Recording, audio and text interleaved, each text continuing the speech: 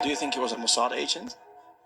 Probably, from everything I've seen, a joint CIA Mossad operation and British intelligence. Maha has turned out to be a Trojan horse. He's the Judas goat walking everybody into the control grid. There's a point at which there's a point of no return. What Pfizer did, it's serial killing. Put them in prison for life, or you give them the death penalty. And then you have like a different group of people with like Peter Thiel and Musk and Trump, which are, in my opinion, exactly the same as the other guys. Bilderberg just met in Stockholm, and they had literally depopulation and immigration both on their agenda.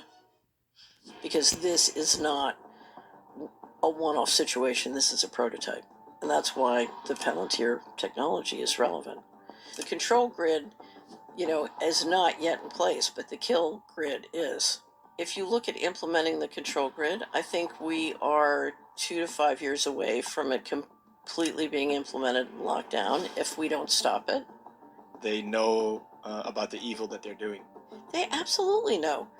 There's divine intelligence and there's demonic intelligence, and the demonic intelligence is way too important to them. They get too much power from it, and they're way too wrapped up in the occult.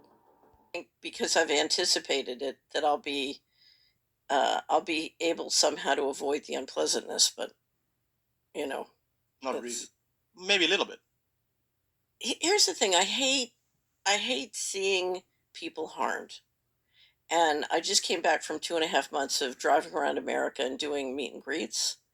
And when you see the harm, if you see the death and the disability and the maiming and the bankruptcy, it's really gruesome. So, and no matter how much that's going to happen, it's still hard to watch.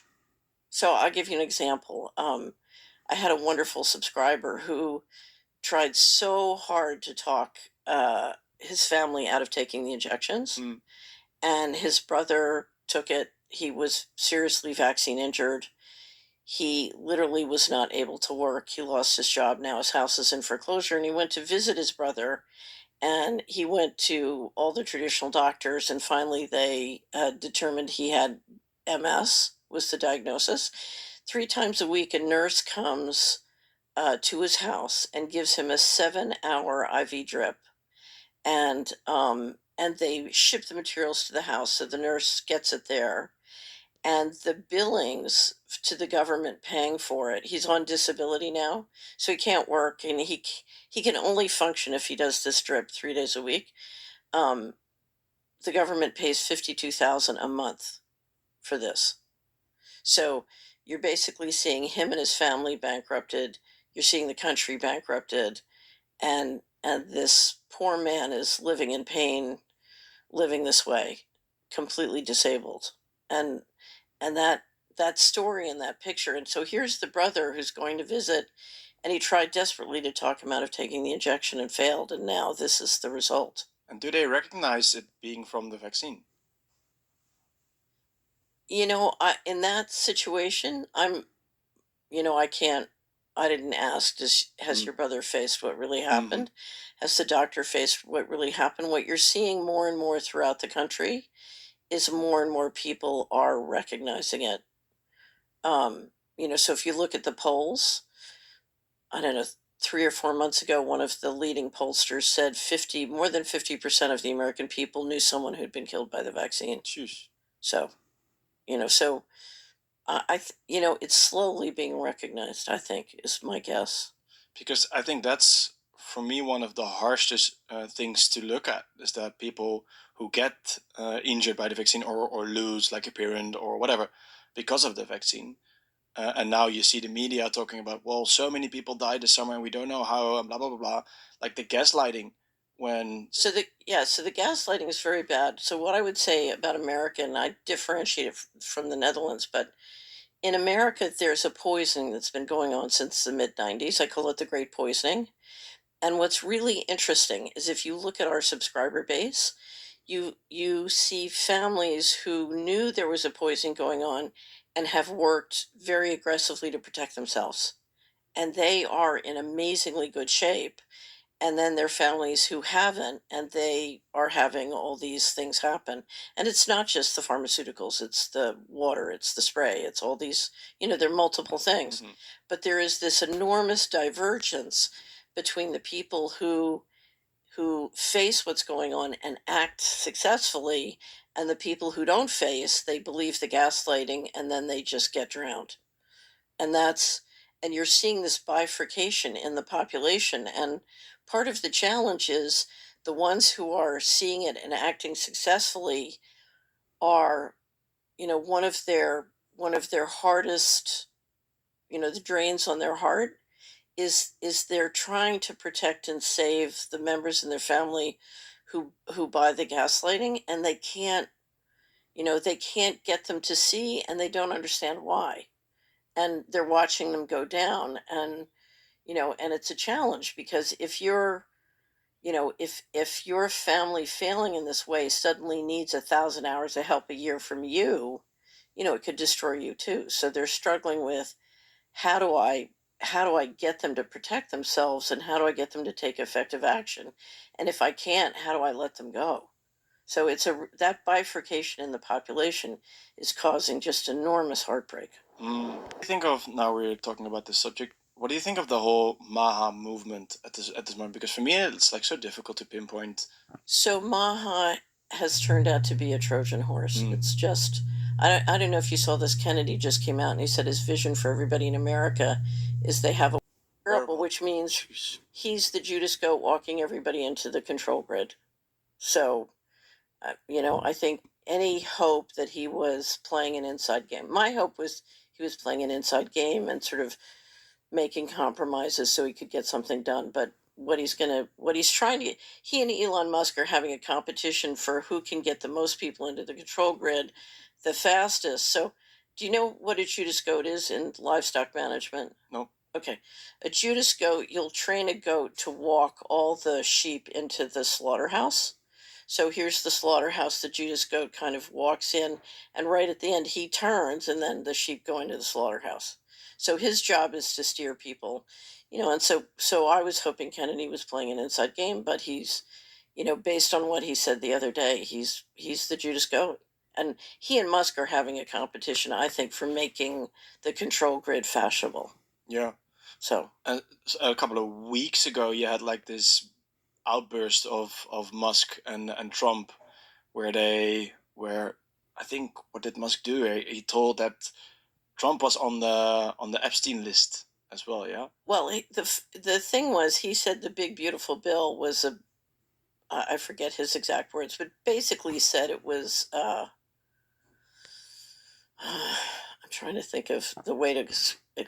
The big beautiful bill is one of the stinkiest pots of legislative evil that you've ever. Anyway, so I don't know what it was in the big beautiful bill, because there's so many different things that could cause offense, but he was very critical, and that, I think, is what got started. And then he pointed out, as I would say, Trump's Epstein file is bigger than the Encyclopedia Britannica, is the way I would describe it. So, you being from the Netherlands might not know the Encyclopedia Britannica, but it's a huge, when we were kids, we had a, like 25-volume Encyclopedia Britannica. So, yeah. So he and Epstein were best friends. Trump. Yeah. Yeah. Right. Yeah, for a long time. Well, you can see the pictures everywhere. Well, the one I love is so Epstein was basically part of the Les Wexner operation, and Wexner bought him a house on East 71st Street. So I used to live, I had an apartment on East 64th when I first got to New York, so it was my neighborhood. Anyway, so he bought him a house on East 71st Street, and then um, after a relatively short time, he moved him next door to a much bigger house, which is the one you always see in the pictures of Epstein's house. The first house he sold to Howard Lutnick, who's the Secretary of Commerce and co-chairman of the transition team, right? So Lutnick for many years was Epstein's next door neighbor, which to me intuitively makes a lot of sense, because Epstein was primarily a money laundering network, in my opinion. And so having a primary dealer, there are only 24 primary dealers in the New York Fed. And so having a primary dealer who's running the market in Treasury securities is a logical person to put next door. I'm assuming Wexner probably had tunnels built underneath. So anyway, I mean, the whole administration is full of Epstein people. So, And how is he money laundering operation? so, here's my Yeah. conjecture on Epstein. Epstein, Bob Rubin, who was at the time National Economic Advisor, but then Secretary of the Treasury, introduced Epstein to Clinton. He took Epstein to the White House in 1994. And if you read Whitney Webb's wonderful books, One Nation Under Blackmail, she explains the whole thing. And I think from that time on, the number of times Epstein went to the White House was phenomenal. So then when Clinton, now in fiscal 1998, under Rubin, massive amounts of money start disappearing from the federal government, from HUD and DOD. And HUD is the mortgage market, right? And Epstein had all sorts of sort of interaction before and during with the mortgage market. Okay, so suddenly, fiscal 1998, massive amounts of money start disappearing from HUD and DOD. As soon as the Clinton administration is over, Epstein and Clinton immediately get on a plane and start flying around the world, and countries start donating massive amounts of money to the Clinton Foundation.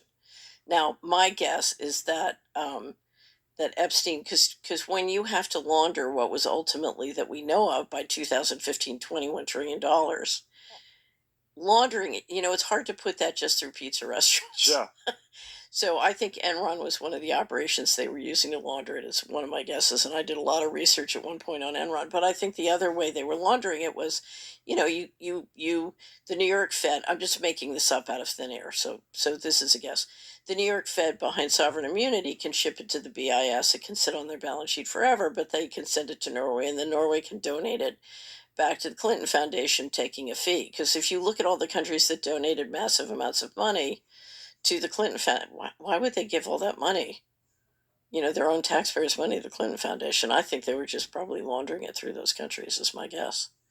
Anyway, but if you look at the 21 trillion, Epstein's operation parallels that process of, basically a financial coup being engineered, and the need to launder huge amounts of money. And of course, we know that control files are very helpful if you want to launder that kind of money. So I don't think you could have ever stolen, or engineered the financial coup and massive amounts of money without control files. Now, there's a whole level of control file operations that's like getting all the government accountants to watch porn and then nailing them on it through the FBI, and that's one kind of operation. But then you have a much higher level of government officials, and people like Trump that need to be, worked at a much more sophisticated level, and that seemed to be his specialty. Do you think that Epstein, first of all, do you think he was a Mossad agent? I think that operation was very integrated with both U.S. intelligence and Israeli intelligence.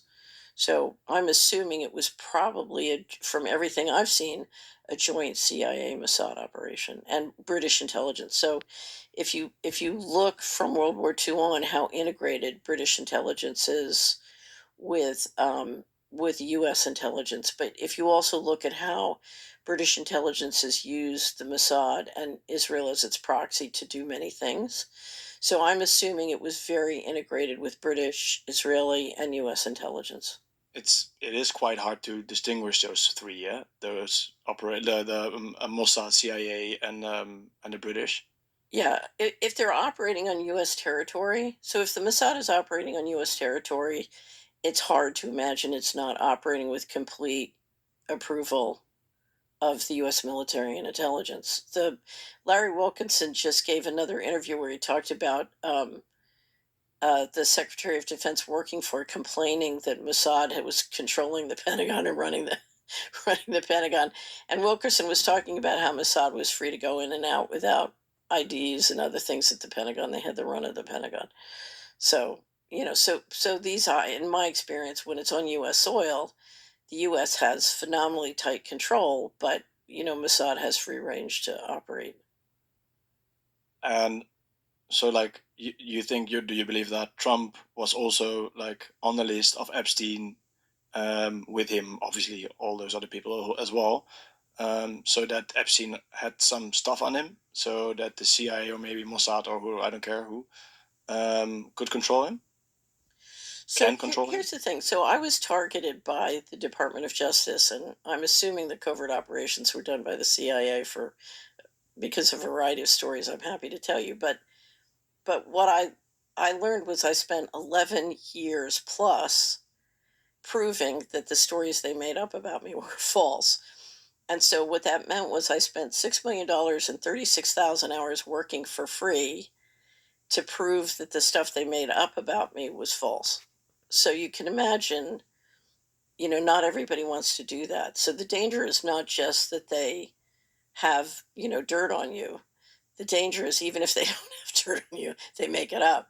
Okay, so they have the capacity to steal your time and your resources in a phenomenal way. And most people don't want to deal with that or stand up to that.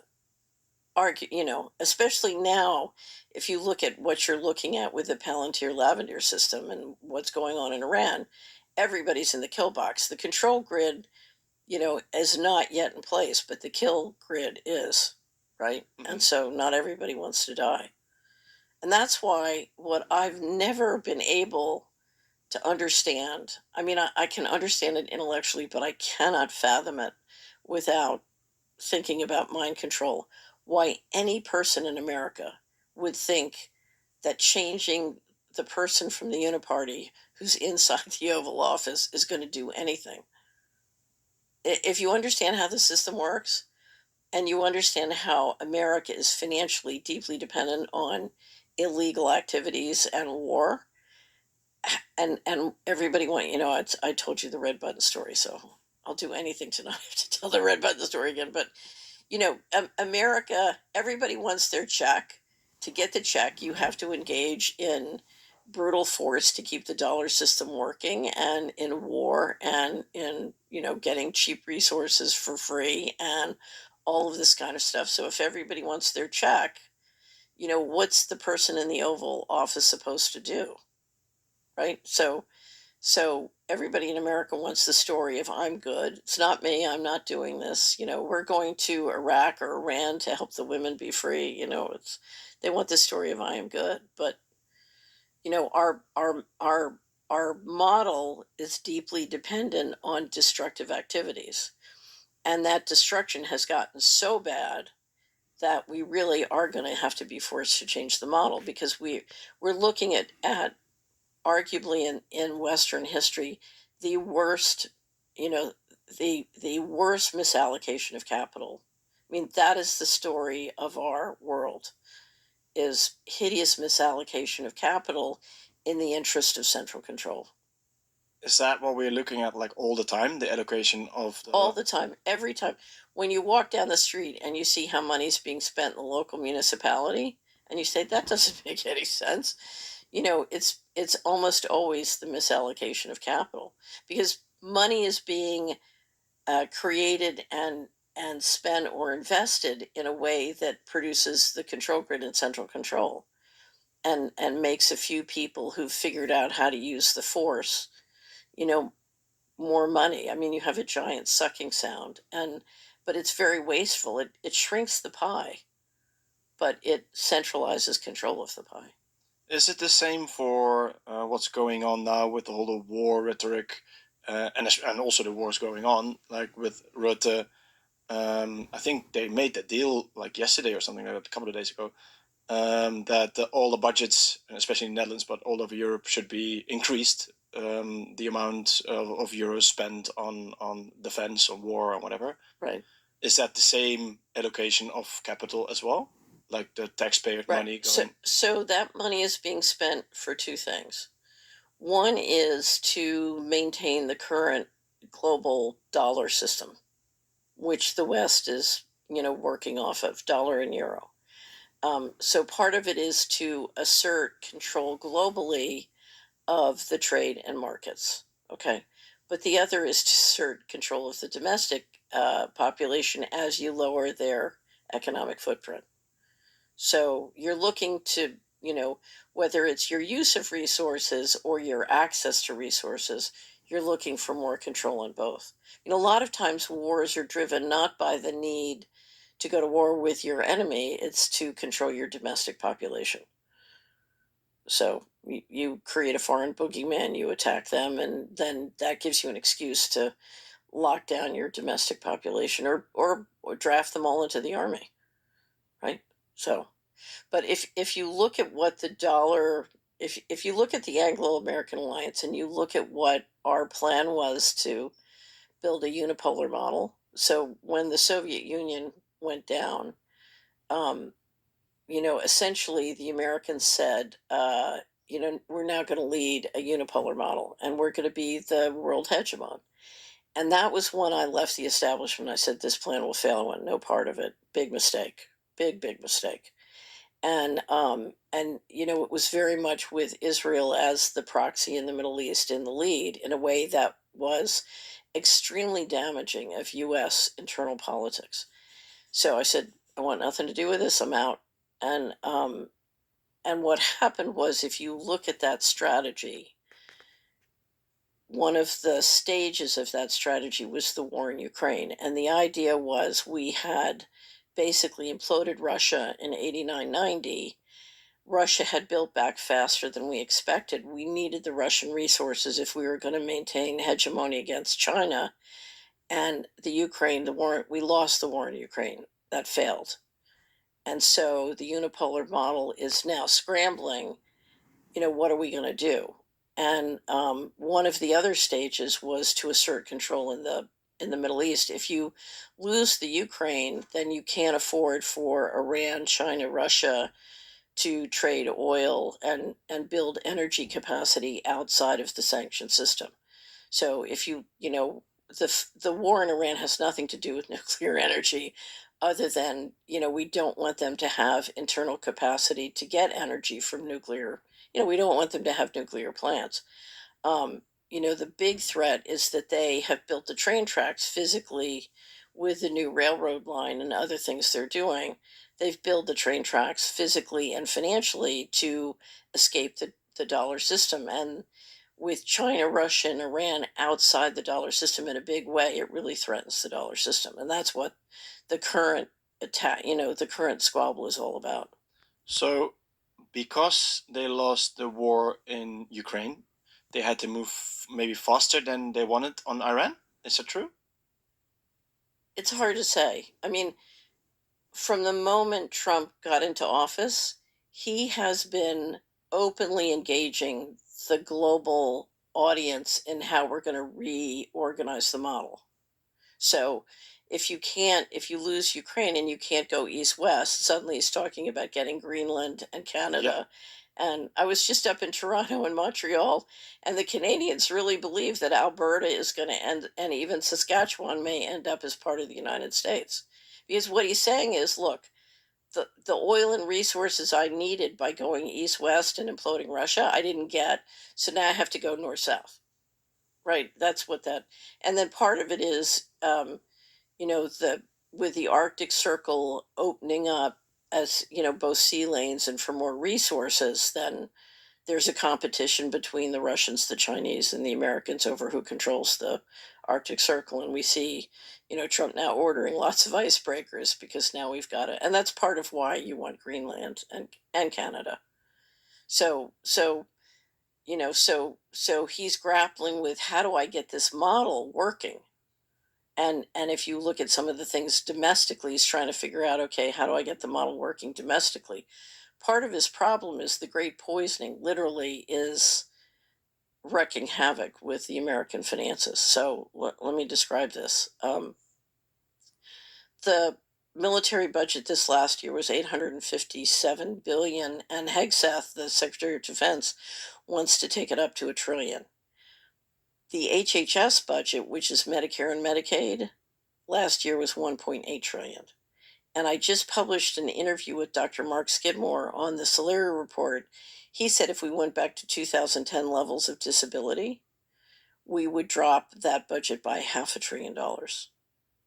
Now, what's interesting is you have a much higher death rate. So the death rate is rising, life expectancy continues to fall. It's been falling for some time, but that's accelerating.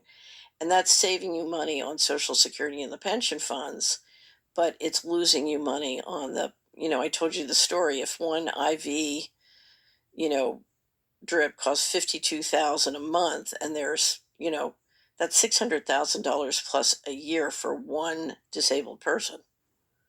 So it's a combination of both people getting sicker, but also if you look at our medical system, for example, the per capita cost of the Swiss system is 8,500, one of the most expensive in the world.